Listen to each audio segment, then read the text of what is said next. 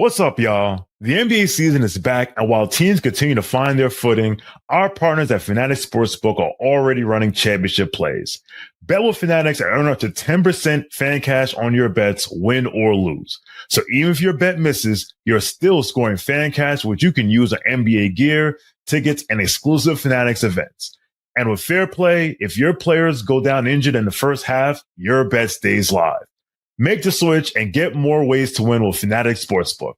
Winning hits different here.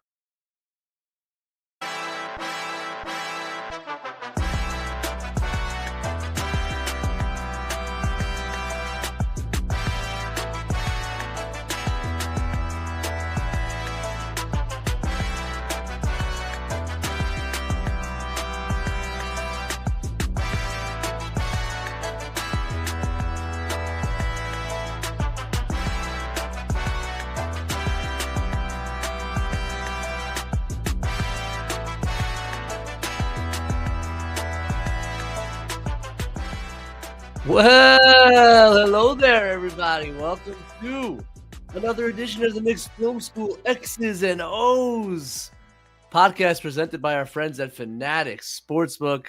What a pleasure today to be coming to you after a wonderful victory, a decisive, a convincing victory over the ex-Knicks and the Minnesota Timberwolves. A little bit of a run. They got a little bit of a break now until a Sunday game against Brooklyn. What a lovely time to be joined by the one and only, by the great, the detail junkie himself, the defender of Julius, who, by the way, is playing some basketball over there in Minnesota and had a nice game against the Knicks, a very nice game.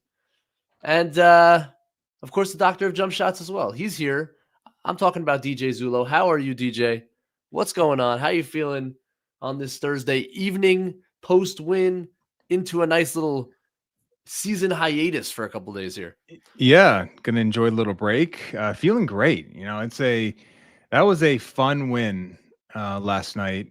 Listened to you and John on the post-game show. You guys did a phenomenal job as always, breaking it down, and the vibes were high there then, and they're high now. I just feel like the team sort of, can't say they're rounding into form or shape yet because it's only been a couple of games, and one of them was Washington, but we're starting to see more and more signs that this vision of what this team could ultimately be might be coming to fruition, and really excited to kind of break it down and see how much of it is real, how much of it we should maybe give a little bit of, pump the brakes a little bit. But right now, 3-game winning streak with the long homestand still remaining. The vibes are really good right now. Feeling great. Let's talk about that vision a little bit. Let's start there. So I rewatched the game today, most of it anyway. And then I dove into some statistics, as one might do. X's and O's statistics. What is going on here? Curveball. Listen, sometimes you got to hit the numbers. Listen to this. So the number's been going around. This is something I actually put in our Patreon, our Knicks Film School Patreon, a couple days ago, and then it made the rounds on Twitter subsequently, although I didn't post it. But the Knicks are shooting approximately 10 more catch-and-shoot threes a night as compared to last year. 10! From about 23, which was like third or fourth last in the league, to now 32.3. They actually only took, according to NBA.com, 25 last night, which was a down game for them, but the number still holds at 32.3 catch-and-shoot threes a night. That's top 5 in the NBA. That's the first stat I want to throw at you. Second stat I want to throw at you. Last season, the Knicks drove the ball 46 times per game. That was in the bottom third of the league. Again, this year, 56, a 10-drive increase from last year. So I'm going to take those two numbers. I'm going to throw them to you. This is the first time you're hearing them, so I'm going to throw them to you. What does that make you think about? What does it mean for this offense? What does it mean for the vision that we were kind of promised going into this year? How do those things kind of interact?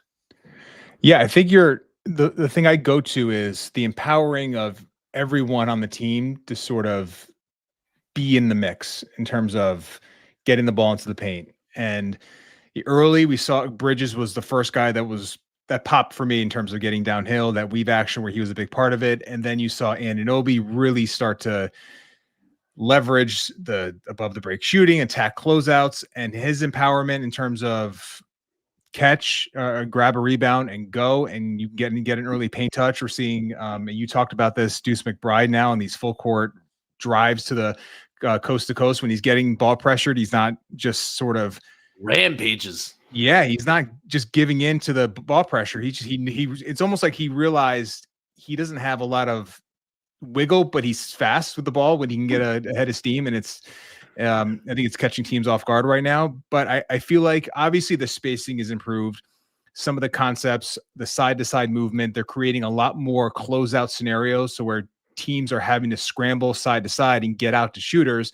And the Knicks are doing a really good job of, if it's a green three, like Mike Brown likes to talk about, where it's a wide open catch and shoot three with room, you're taking it. If not, pump, go, get downhill, and then just keep the chain moving and then make that advantage and let that thing grow naturally as the ball keeps moving. So I think it's a combination of, pace. I don't know if the pace is much, it's better than last year. It's not significantly better, but it feels like the Knicks are getting more shots earlier in the shot clock with the defense that's not quite set. So you're getting those cracks in the shell that just weren't there as prevalent last season because of the plotting nature. When they would run their sets, things were just a little more laborious last year. This year, things are just crisper, and you're seeing the team start to find their footing in terms of how fast to go, when to sort of slow down, when to, speed up. And that rhythm of the pacing and the timing is all starting to come together. And then you're getting those driving opportunities. So it's a lot of things sort of converging into one of those two things, the drives and the open catch and shoot threes. But I think it's an empowerment of all these players. It's the pace of the offense. It's the ability to go side to side. And, I was skeptical of how well this team can get into the paint consistently. I didn't see the vision. And man, that was me being a little closed-minded in terms of like what Tom Thibodeau sort of allowed us to see. I didn't see the vision beyond the Tibbs offense. Well, clearly there was more to be gained with these guys with the ball in their hands, and you give them a little more space. You allow them that freedom to just grab and go, and you're getting these results. And, hopefully it holds. We're still early in the season, but I don't see any reason why they wouldn't remain at a much greater pace in terms of their drives and their catch and shoot threes compared to last season. And the question is, how do they stack up throughout a season? Because you do tend to see teams slow down as the season moves along, but we're getting great signs early. And I think for the most part, it'll hold up. Yeah, it's interesting differentiating between pace, because you're right. They're still not high in the ranks in terms of the pace stat that's put out by ESPN or by NBA.com, but that's measuring your possession length or your number of possessions in a game. It's not measuring how quickly you're in the front court and how many cracks at the apple you get through a possession. Because to me, cracks at the apple, is that an expression? Did I just make that up? Cracks. Listen, it's bites at the apple. Bites at the apple. Bites at the apple. Right. Holy shit. Cracks at the apple. You heard it here. What the hell was I saying?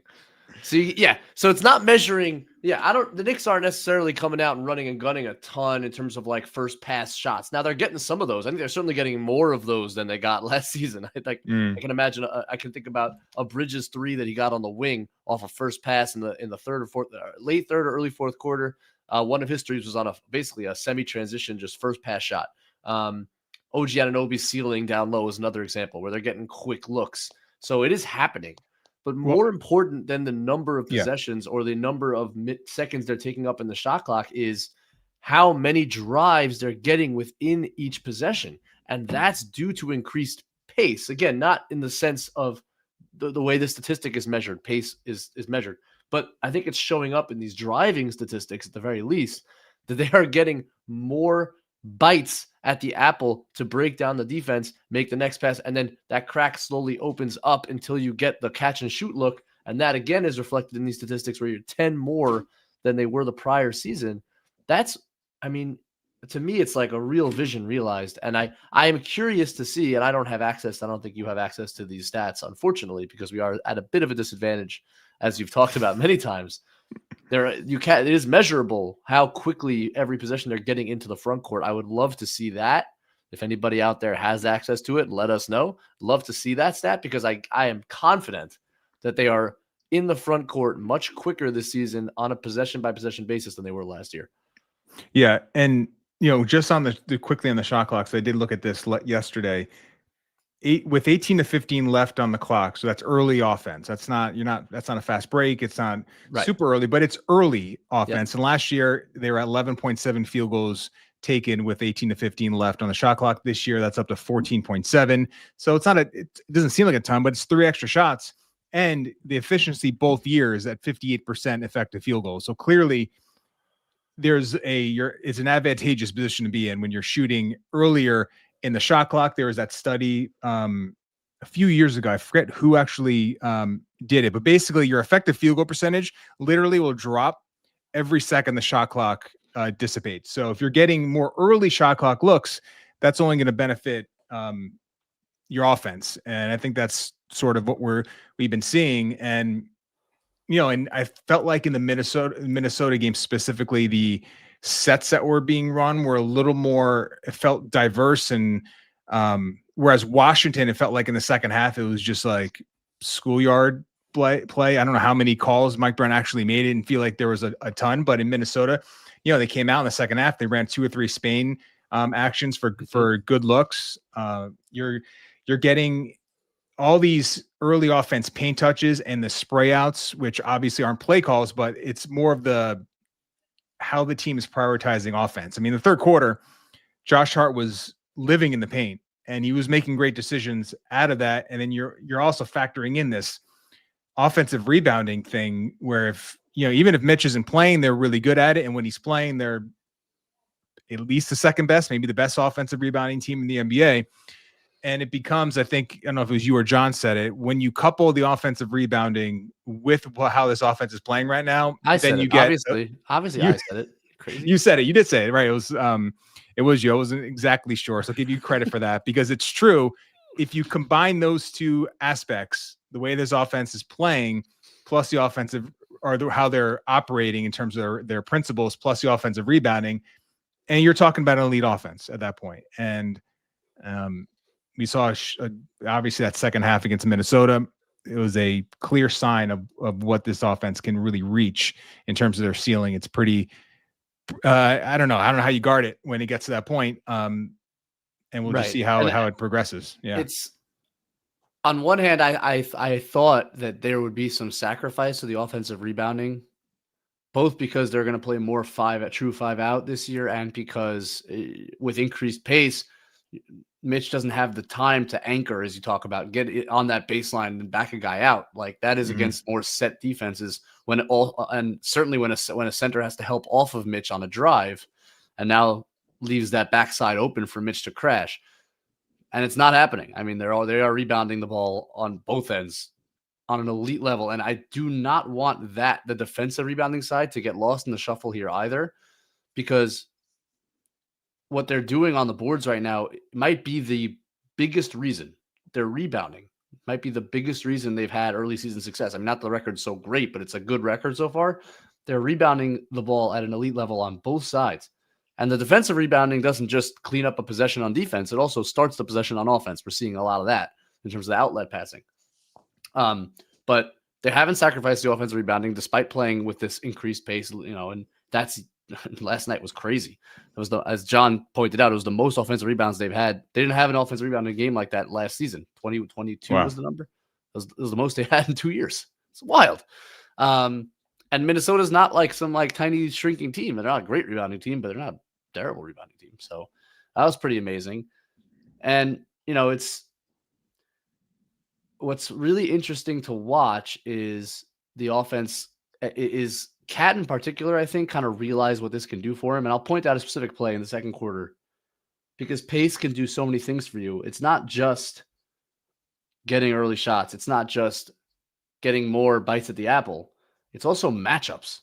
So Minnesota's trying their best to avoid Gobert on Cat. They do not want to do it because Cat will stretch Gobert out. They want Gobert under the rim. So whoever the worst shooter is or the least willing shooter is, that's where Gobert is going to guard. Doesn't like him. They don't like him on Cat.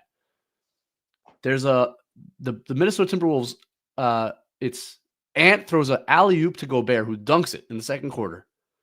And the Knicks take the ball right out of the rim, and they're gone. And because they move so quickly and Gobert finished the play and Cat was the one inbounding the ball, when they get up court, it's one pass to the wing, and then Cat's trailing, but who's on Cat now? It's Gobert.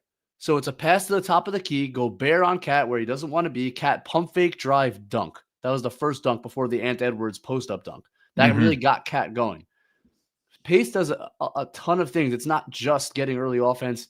It's the matchups that you get guys into, the mismatches that you cause when you get down the floor with pace, with speed. It's the things the defenses don't want to do. You make them do by dictating the pace of the game. So I just think it's doing a lot of good. And I think Cat is really starting to realize what it can do for him. And that's exciting to see. Yeah. And how about the passing the last 2 nights from 2 games from Cat? I mean, it's giving him, and this was always the big question mark, was how much of Sabonis could you bring over to this team and kind of get out of Cat? And the question was, yeah, he could do some of it, but there's also going to be the major limitations, especially putting the ball on the floor and decision-making. But obviously we knew he was a really good sort of observer of the floor, standstill passer.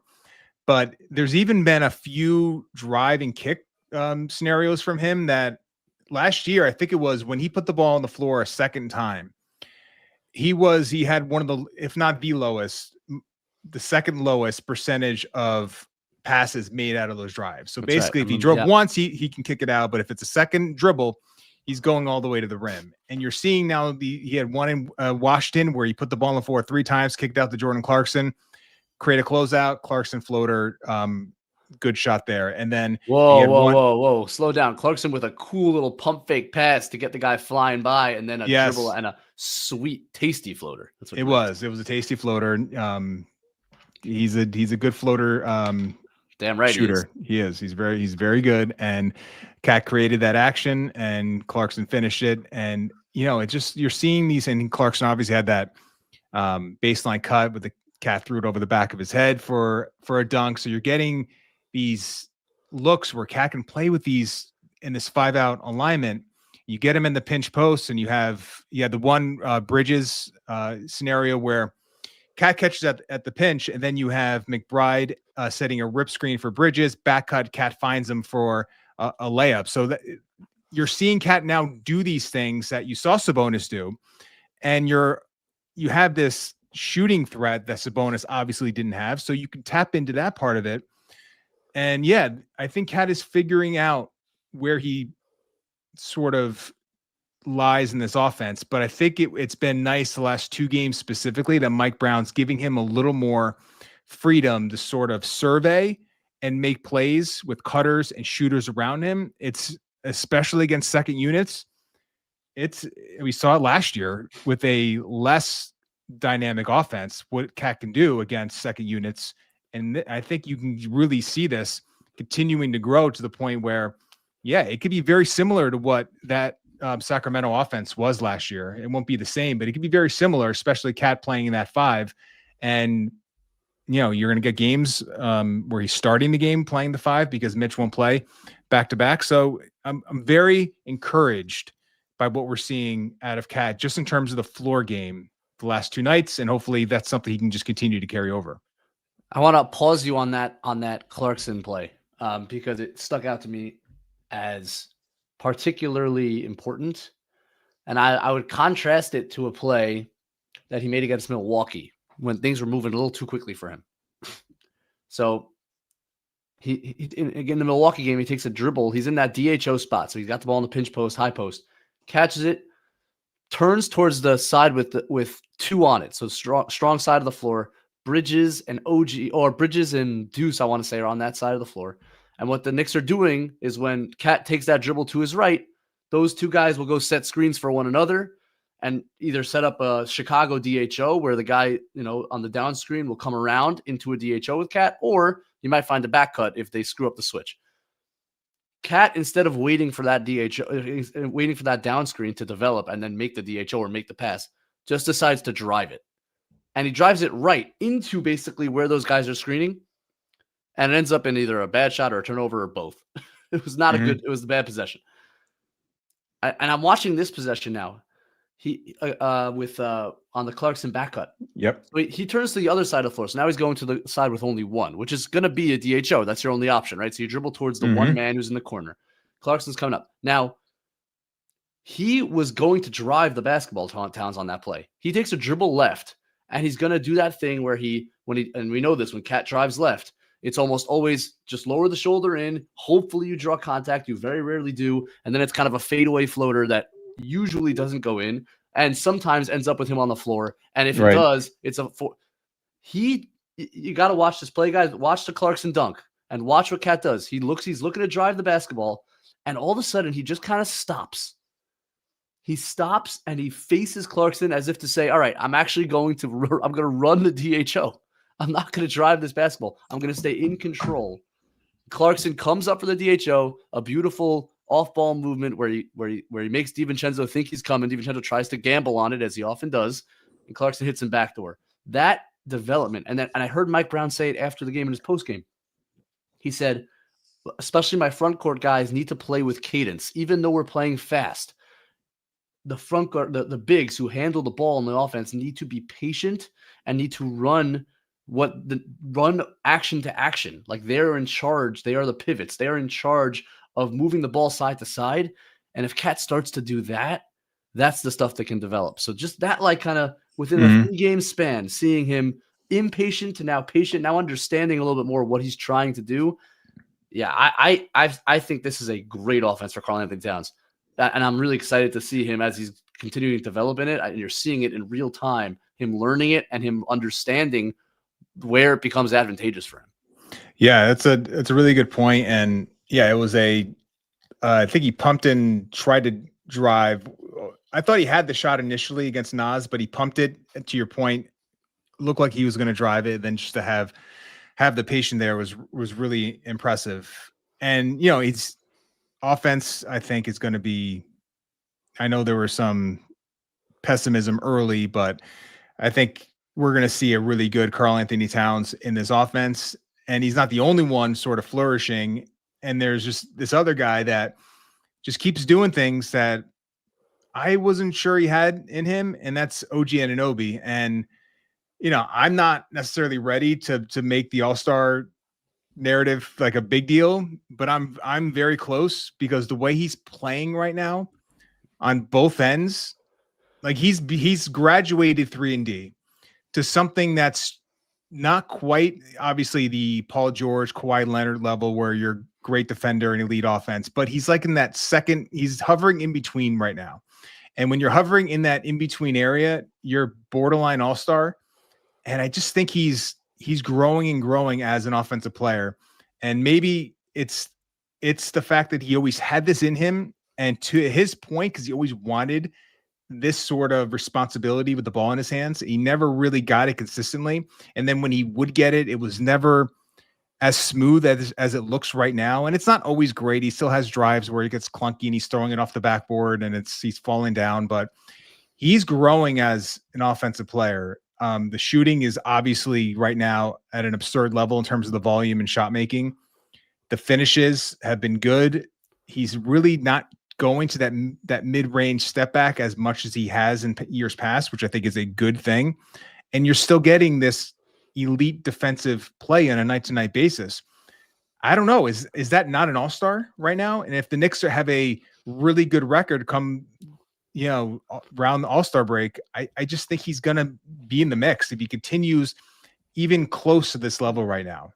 He's just playing at a phenomenal level. In this conference, it may well be. It may well be. And it's funny, like, I haven't seen, I don't know if I'm pushing back as much as just like reflecting on what you said. I don't know if I've seen him like running a ton of pick and roll or like playmaking in a traditional sense. He's definitely shooting more threes and he's making more threes. Mike Brown's talked about having him be aggressive on the offensive glass, and that has translated. He is rebounding the ball as well as he's ever rebounded it. And he's when OG's at his best, he's cutting and finishing with dunks. And when he doesn't finish with dunks, it doesn't always go well. Like he needs to 2-foot plant and go up and dunk the basketball. He's doing all those things at a really high level. He does have the ball more in the sense that he's like bringing it up more. And he's sometimes involved with those like, slot to slot little flips and stuff like that. But I don't necessarily want to see him grow in the sense that I want him to have the ball more. I think the thing with OG has kind of always been accepting who he is and what his skills are, and then just doubling down on them as opposed to trying to do more. And that's what I think he's done so far this year. It's like, more threes, less mid-range, crash the offensive glass, dunk the basketball, get out in transition.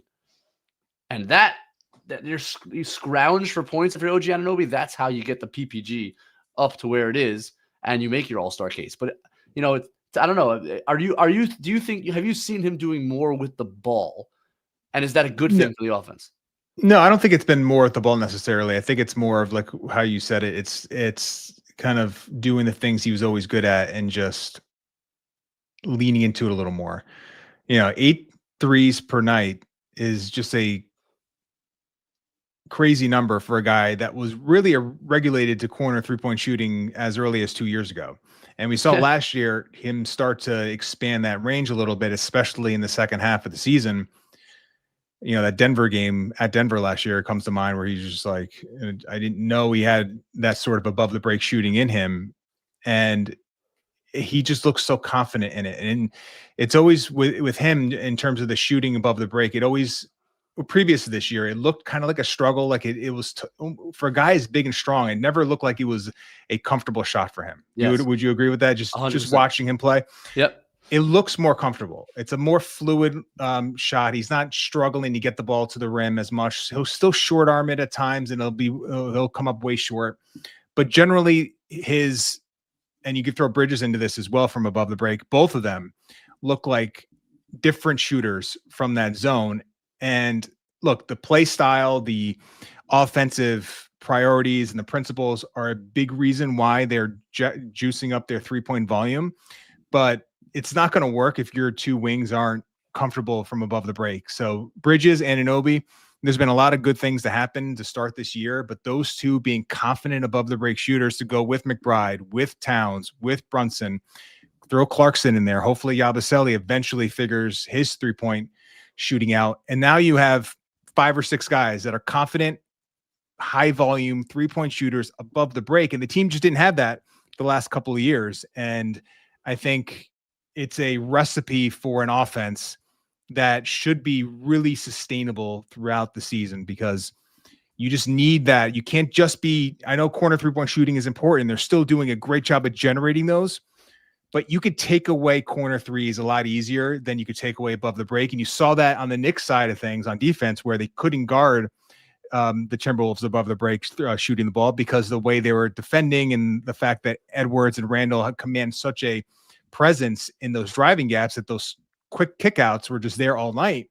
So it's really tough when you have great 3-point shooting above the break. And now the Knicks have a lot of guys that can do it confidently, and that's a big development for this offense. And it transcends just the way the team is built right now in terms of like how the playbook is run and all the other things.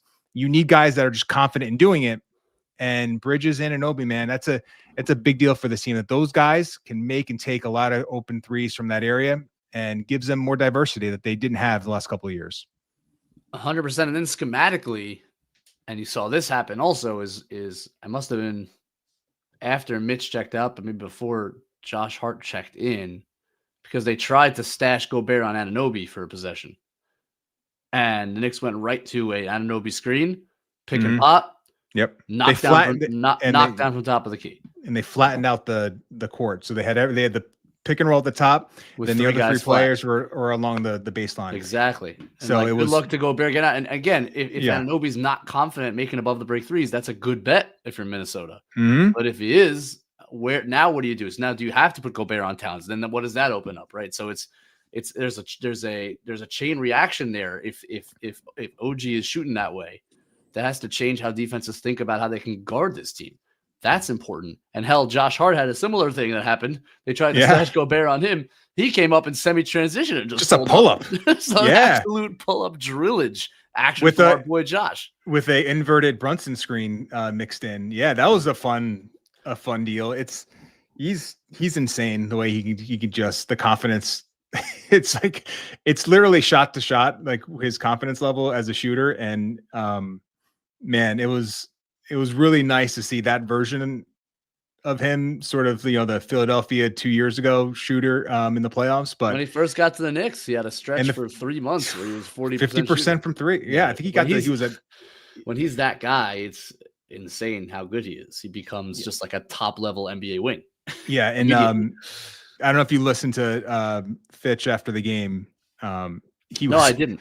Tell me. He was apoplectic that they were closing out on Hart. So he didn't say Hart by name, but it was like, we were closing out on guys that, we shouldn't be, and letting them get into the paint, and our closeout technique was terrible. And it was just, you knew he was talking about, it was Naz Reid on one play in the third quarter where he's flying out to Josh Hart. It's immediate paint touch. I think that was when he sprayed out the Brunson for a wing three. But I said this to John last night. It's when you make him in the first quarter. Yeah, it changes how they guard you. It changes the game. Like anyone who's played, like, you're going to react. If he's your guy, now, no matter how many times your coach tells you, don't close out on Josh Hart. When he makes a couple, and especially if he's your matchup for that play, you don't want to just let a guy score. It's just your natural instincts take over. So if he's made a couple and you just give that little flinch, and Josh has a good pump fake. It's really now, good. Whether guys go for it is a different story, but he gets from his pump fake to his drive very quickly. So all he needs is a lunge. And if there's a lunge, then he's past you and he's making a play at the rim. So, like, man, if he comes in and makes 2 threes, changes the whole game for the Knicks. But it's like, again, if Josh is shooting confidently, OG shooting confidently, Mikal on top of so now how do you guard this team? Where do you stash your bigs? Changes everything. And to your point, the confidence they're showing shooting it, Mikal looks like a different shooter just mechanically, which is beautiful to see. Absolutely. And quickly on Mikal, not a big deal, but I thought he struggled with the ball pressure a little bit. Him and Deuce on the top. Yeah. Yeah. And listen, we know this. You and I both talked about Mikal's handle, where you get into him and it's not the tightest dribble. He tends to dribble pretty high, especially, top of the key where he's getting to that weave action, and those DHOs were just, for him, it was really tough in that first half, and it really bogged the offense down a few times. And it was early on when we were all like, wow, this Mikal running the offense and how beautiful it looks, especially against Cleveland. But Cleveland, again, they were without a lot of guys and didn't have, even when they're fully healthy, they don't have the sort of wing defenders, although DeAndre Hunter can sometimes do it, but not the guys that can like really get into your dribble in the same way that Minnesota could last night. So that is just one of those, like, let's put a pin in this, because I wonder, against a great defensive team, and look, we're talking about minor problems that could be big problems in the playoffs, which is a good place to be, but it's just, I wonder how he would hold up if you're going to empower him to sort of initiate your offense at times. How is that going to look, and will your offense continue to run as smooth against like big time defenses? I said it on the playback as it was happening, because there were 2 or 3 possessions in a row where they were making him work and he was struggling to even just get past half court. I was like, wait, Jordan Clarkson's in the corner. Yeah. Like, I'm not saying Jordan Clarkson's, Allen Iverson as a ball handler, but he's a good ball handler and can handle pressure and just has a lower center of gravity with which to like get past guys. I was like, let Jordan Clarkson bring the ball up, and then we can get Mikal off a DHO, whatever. He could still be super involved. It was kind of an interesting thing to me, but I think, to your point, Brown really has emphasized Bridges being involved, and he wants to be involved, and I get it. But in terms of those units struggling without Brunson to get the ball over half court, Clarkson seems to me to be like a potential solution there, and I wonder if they'll tap into that a little bit as we go. Yeah, and I think it was Steve Popper today with John. The Knicks don't seem to be desperate for improving whatever you call it, backup point guard or another lead guard or ball handler at this point. So they seem to feel confident. Who knows how that would, what changes for just prior to the trade deadline. I have not felt like they're desperate for another ball. I have felt that at times in the Brunson era. I don't necessarily feel that right now. And maybe that is they just have enough with Bridges now, Anunoby, and then with Clarkson being involved, that there's just enough guys that can sort of do the job enough. And you don't, if you're running this type of motion offense, then you are in a way sort of taking some pressure off whoever would be that lead guard in the non-Brunson minutes to manage the offense. So maybe they do feel like there's enough there. I don't know, like in a big playoff moment, and now Brunson's going to play 35 plus minutes. So would it matter that much? Probably not. But, I think they may need another lead guard, but the team doesn't seem desperate for one. They feel like they have enough in the house right now. I think Clarkson, to your point, can be more of a fulcrum in that way as a lead ball handler. I feel like he looks more comfortable, and he again does things, and Doris Burke mentioned this on the broadcast. Like, he just plays in a way that the team doesn't necessarily have another guy that does it, where there's a little chaos to him.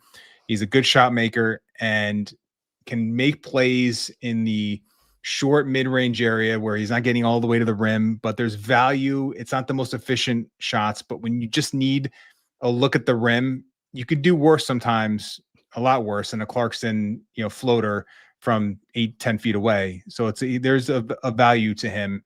And I haven't necessarily felt terrible about his defense. No, this year I felt like he's held up pretty well. And he's fighting. He drew an offensive foul on DiVincenzo on a Randall DHO. Now, we've seen that Randall DiVincenzo DHO a million times. And you watch the prep work. The second that he sees Randall kind of spin towards Devo, and he knows Devo's coming off, Clarkson gets all the way up into DiVincenzo's chest in the corner, so that when Devo comes up for the DHO, Clarkson's giving him no space. And when Randall just turns his shoulder as he handles it off, because Clarkson's so tight to him, it's an automatic offensive foul. He's working really hard. Is he challenged at times? Yes. Like, the body is what it is, but I have not for 1 second thought he's not giving maximum effort, which I think is awesome. And he actually had a stand on, he held up on Ant one time, on Julius one time on switches. So he's doing his job defensively. He's doing everything you could ask for, and he's doing enough offensively. And another thing that I like about him offensively, and you mentioned the driving, and the Knicks seem to prioritize this because they've gotten a lot of guys like this, and they've drafted guys like this. A real jump shooter, DJ. Mm-hmm. Like a guy who elevates to get it off, which really allows him to shoot in very tight spaces right off the catch, which is very valuable. Deuce shoots this way. They drafted him. Quentin Grimes shoots this way. They drafted him. And now they got a guy in Clarkson who really does elevate to shoot. And I think it's really advantaged him in a lot of ways, in a lot of shots this season. And it draws fouls pretty consistently, because you're up in the air. So I've liked that about him too. Deuce McBride had a right corner against Gobert, where I don't know how he got the shot off. He made the three, and it was obviously Deuce. He gets up really high on his shot, to your point, brings it back a little bit behind his head, and then has probably the most arc, the highest degree. I don't know if I'm saying the phrase right, but it's the highest arc maybe on the entire Knicks roster in terms of the shooting arc on the team. Severe incline. A severe incline, and when the ball comes down, if the camera angle actually misses at its apex, and it kind of drops down from the rafters. But he also had a mid-range over Nas Reed that was also very high in the second quarter. Yeah, very high. Yeah, I would like Deuce to I don't love the Deuce mid-range shots generally, but listen, he's decent at it, and sometimes for him he does struggle sort of getting beyond. Like, he create enough space to get the shot off, mostly because it's a high release, but he just can't sort of get past that initial first line of defense. So I get it. You're going to get some of those. But what I think generally to the point of like mid-range shooting, I know Brunson had one against Gobert. Hated it. Oh, no, he made one. Oh, the Gobert one was good. He made one. He got a switch, and he cooked Gobert on a little behind the back dribble, but there was one elbow jumper off the first pick and roll that just, and it's amazing that it's standing out as much as it does. Yeah, going left. It's not even his like. That's a shot he probably took. That's a shot he took 6 times a game last season, probably. Yeah, and it's such a normal shot for him. But in this offense, it stuck out like a sore thumb. It was like we don't need that. We don't need it. Yep. who was I listening to? Darvin Ham, of all people, was talking about this. Oh, The shots you want to eliminate. It was some coaching clinic. He was like, the no pass mid-range shots are the worst shots in basketball. And I think if you look at Jalen Brunson's career as a Knick, he didn't take a lot of them the 22-23 season, but that type of shot, by necessity for the most part, became such a prevalent look for the team. And that shot you're referring to last night was the same thing. You come down, you run an early ball screen, and it's a mid-range shot you can get at 5 on the shot clock, not exactly right. 19. Right. And it's just this offense they've graduated beyond that type of look. But maybe to his credit, a guy like him, you almost have to allow some of that freedom, because I'm sure the way he's wired, he's been playing this way his whole Knicks career for the most part. Yeah, you live with a couple of those shots a game, but it feels like he is changing his shot diet. Like, he's getting to the rim more in terms of the shot frequency, and his 3-point volume is close to a career high. So I can't complain with the shots he's taken. The only complaint is that he's not making as much as we're accustomed to, which is probably good news for the Knicks in terms of like that is eventually going to him and Cat. Yeah. They're going to make a lot of shots. Yeah, they are. Yeah. And so there's still more juice in this offense that hasn't been squeezed out of it. Do you want to talk about Mitch for a minute? Oh, go for it, man. Yeah. What were you thinking when it reached an absurd point last night in terms of the offensive rebounding? And the thing that I love of what he's doing, this 2 years ago, he shot 40% at the rim on non-dunks. And it was to the point where every offensive rebound he was getting, if he didn't dunk it, he tried to go up with a layup finish. And we know Mitch doesn't have touch, so it was a rough scenario.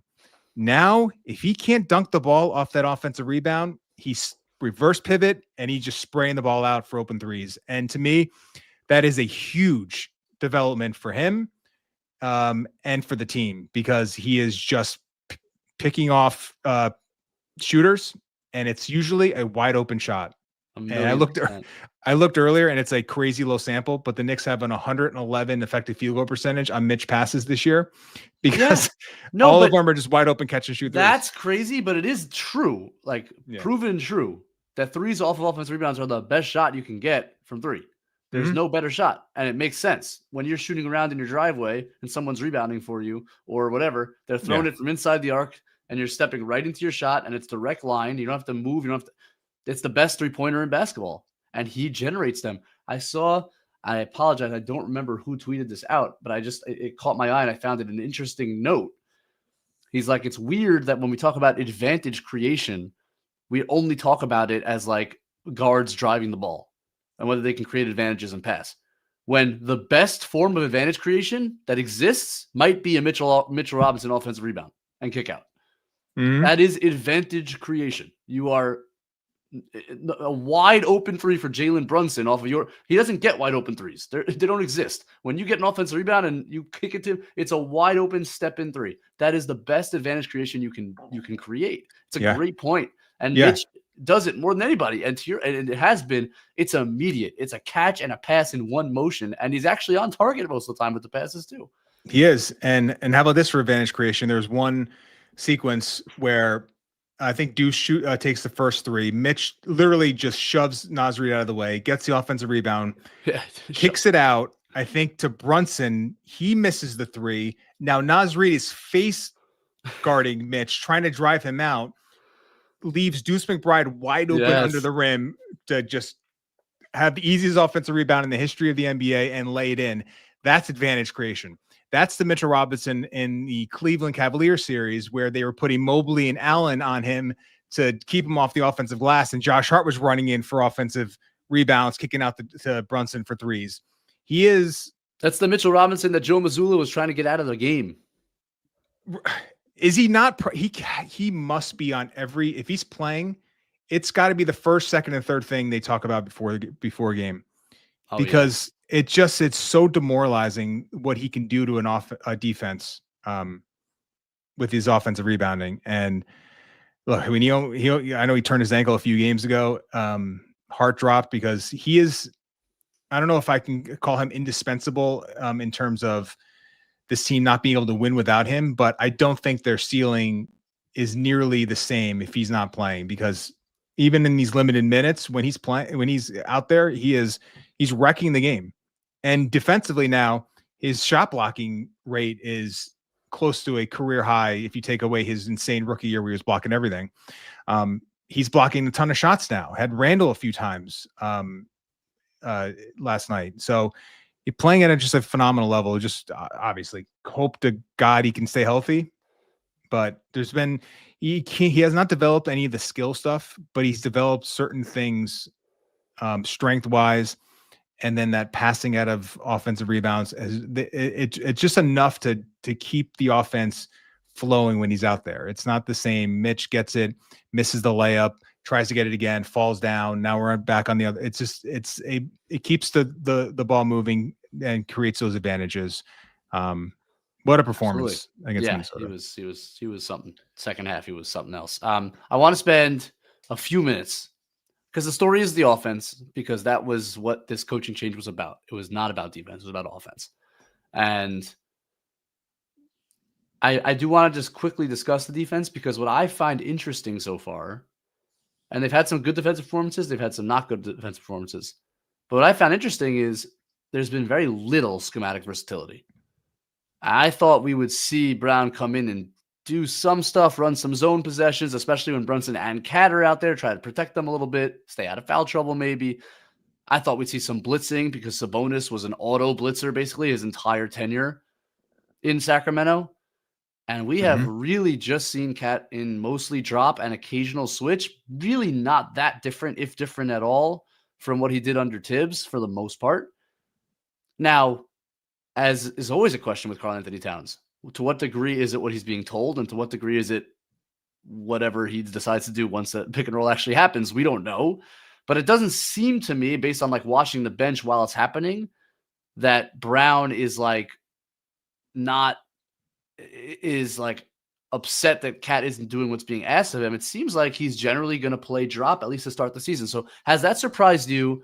Do you expect it to change? What have you seen on that end? It's not been different at all in terms of like how Cat's playing it, how the big is playing it. I thought it didn't burn them last night, but I thought Cat was pretty bad in drop last night. There was a few switches that Randall 3 in the second. Oh, the Randall 3 that was with Anunoby. Anunoby expected him to switch up. Randall screen, which is like, why wouldn't you just switch it? It doesn't make any sense. Of course you switch that. You just let Randall do a 3. Yeah, that's the Cat you're talking about, where they just either forgot or decided he didn't just feel like doing it in that possession. But yeah, it doesn't seem like there's been a huge change. Mitch will play like a shallow. He'll be in drop, but it's usually a little more aggressive, and then he sort of retreats back in a full drop, but he's up at the level a little more because he's so good at taking away that pocket pass. And and Mitch loves doing it. He's always got those hands low and trying to create those deflections and steals. But that's not, I mean, Tibbs had Mitch up there plenty during his tenure. I know I talked about it last week, and I tweeted this out yesterday. The biggest difference is how aggressive they are in the driving gaps, and it really hurt them in the first half against Minnesota. I think it's been an overall positive when it's been Anunoby, Bridges, for the most part, Hart in that spot. Brunson is the one where I think it's a lot to ask of him to load up early and then have to get out to shooters. It was really rough.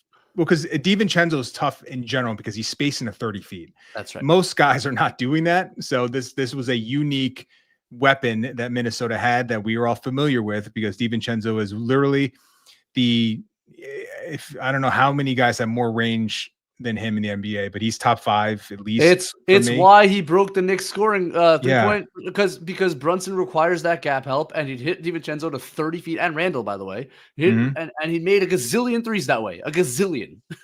Yeah, so many. Right. So part of that is like, don't overreact to last night. Just play your coverage. That is the biggest change that I'm seeing, and to Cat's credit, the defensive rebounding is elite right now, and that's why if you look at all these advanced metrics on the defensive end, like we talk about Cat, and I'm guilty of it as like this horrible defensive player that you can't win with. It does sort of create this contradiction because there's something there when you have a decade plus of being either an average, sometimes above average defensive player in these all-in-one impact metrics on the defensive end. Then I think it's fair to ask ourselves, are we missing something? Is it just the defensive rebounding? Is this something where those metrics sort of like inflate big man production in that way? Like that's part of it. And then also in the regular season, teams aren't as target happy as they are in the playoffs. So maybe some have been. Some have been. He's had some quarters this year defensively. It's hard. And I know exactly that struggle. I also do think defensive rebounding is a big part of defense. He's a great defensive rebounder. But Brunson is also a problem. And to this point about Brunson and the gaps, I don't think he's really going to help on the drives, and they're just making him not be able to get out on. So it doesn't make sense. Yeah. And especially when it's DiVincenzo, and especially when it's Julius Randle isolating on against Anunoby. Yeah, and that's the part. And I then was the like, second corner three, the second shot that when Mike Brown called timeout after this, I promise you this is the case. You guys can go back. Donte DiVincenzo made a second three on Brunson and from the corner. I promise you this is what it was. A Mike Conley drive, strong side on OG Anunoby on a switch. Mike Conley, man of 62 years old, driving, who hasn't made a layup probably in 6 years, driving on OG Anunoby, and Brunson stunted at Conley, and it was an immediate pass and shot by DiVincenzo. And Brunson put his head down, and Brown called a timeout, and I was like, all right, Jalen. You know, this guy was like your college roommate. You know him well. You know him really well. You assisted on so many of these threes. How are you doing this? But to your point, there's some scheme involved, but they have to be able to adjust the personnel. I am nervous. I will say this. They're giving up too many threes right now, and some of it is because of this coverage that we're talking about, this early help, and teams are making threes. Now, the percentage might come down. I do think they need to, at some point, adjust. And I maintain, and I've always maintained, that this team should play some zone. And I'm just curious to see if they ever do it. But so far they haven't. And Mike Brown didn't play, at least last year, because I did look at this. They didn't play a lot last year in Sacramento. Now, I don't know. Not a lot, but some. Some, but they were like bottom. It was like bottom. Yes. It was bottom 5. And I'm just looking, so I'm curious because I can understand load up, take away the rim, especially if Cat's out there, you want to sort of insulate him in terms of his rim protection. How are the Knicks allowing at the rim in terms of the frequency? They are middle of the pack, so slightly above average. So in terms of shot frequency on the defensive end, they're slightly above average. So that's maybe that continues to grow. So if you're a really good team at taking away the rim, and you can eliminate a lot of the corner threes, and what you're giving up and what you've decided to allow because you can't take everything away is above the break shooting, I think it's a worthy gamble to make, because I think I'm guilty of this sometimes, where you expect the defense to take all these things away, take everything away, do this, do that. You can't. You have to just sort of allow something. And what are you willing to give up? And it's not just, we'll just give up the floater, we'll give up the mid range. No, teams aren't going to take those shots. Right. What are you willing to give up that the offense is willing to take? And to me, you're not going to get the Donte DiVincenzo shooting from 30 feet out game to game. It's a great point. So maybe it's a good bet. That's a great point. It's a great point. And it's worthwhile to just monitor what shots they are giving up. And I do think if they're going to play this style, it has to get better at the rim. And so we'll see if it does trend that way. But, and I this is an early season game. You would think that they would start adjusting to personnel at some point. Like that was a obvious example where, you give up something, but in that case, I'd want to give up a Julius Randle drive into OG. I want to give up certainly a Mike Conley drive into OG, right? Mm-hmm. So it's like understanding personnel also impacts your decision of what you can and can't give up. So, it's early. And I do think he's going to start building this defense out and show some different coverages. He hasn't yet. It's just interesting to note. I think he's probably focused on the offense. It's a lot to throw, to uproot a system on both ends of the floor to start a season is tough. So I think they're playing a pretty basic defensive scheme, which is fine. and it hasn't killed them yet. And I agree with the premise that the offense needed to be the focus coming into the year. Yeah, and then just last thing on the defense, where Mike Brown seems to talk a lot about shots that we want to take and the analytics side of things. I was looking earlier at just the types of pick and rolls that generate the highest points per possession, or the pick and roll coverages that generate the highest pick and roll points per possession. And the offense does the best against a blitz by far against any other. So a drop tends to be the lowest points per possession, and the highest tends to be blitz. So if you're blitzing, obviously you're putting 2 on the ball. And if you have, a point guard willing to get the ball out, we saw this with Brunson 2 years ago, especially, you can generate good offense. So maybe Mike Brown has sort of evolved in that way, where Sabonis, when we saw it at the Garden plenty, where Sabonis would they'd be all out trying to take Brunson out of the game. You get Josh Hart scoring a ton of points at the rim. So maybe he's evolved a little bit in terms of how aggressive he wants to be. But I do think you're probably going to see more versatility, from this defense. I think that's a fair thing to think about. But if they are going to be, top 5 defensive rebound team, and you're not going to foul a ton, because the Knicks don't have, other than Cat, they just don't have a lot of guys that put players on the line. That's a good baseline to have. And that's a Tibbs baseline, really. That's what Tibbs always talked about. Like, defense, rebound the ball, don't foul, and you do those 2 things, and you're going to be like average. Like, you're going to be pretty good. And the goal is to be better than that. And maybe with Anunoby playing at this level and being a little more aggressive and creating more deflections and steals and those runouts, they can be better on that end. But I think the defense has been solid, and I think it only needs to be solid for this team to be really good, especially with how this offense can continue to play. But yeah, there's more there. And if you get a healthy Mitch for most of the season, that's going to be a big reason why they're going to be really good. All right. Well, we have a couple questions, I think, and then we can get out of here, Deej. But let's take a couple of chats. Well, kicking us off, our guy, Andrew Claudio, our man. Hello, fill in the blank. OG Anunoby through 8 games has been the first, second, third best player in the Knicks. Benjy, has OG been the first, second, or third best player in the Knicks through 8 games? Second. That's where I would go. I would go 2. I think Mikel's been really good. Cat's been, I think, better than the narratives suggested. But yeah, OG's been. Could I say OG's been the best? I can't go best player.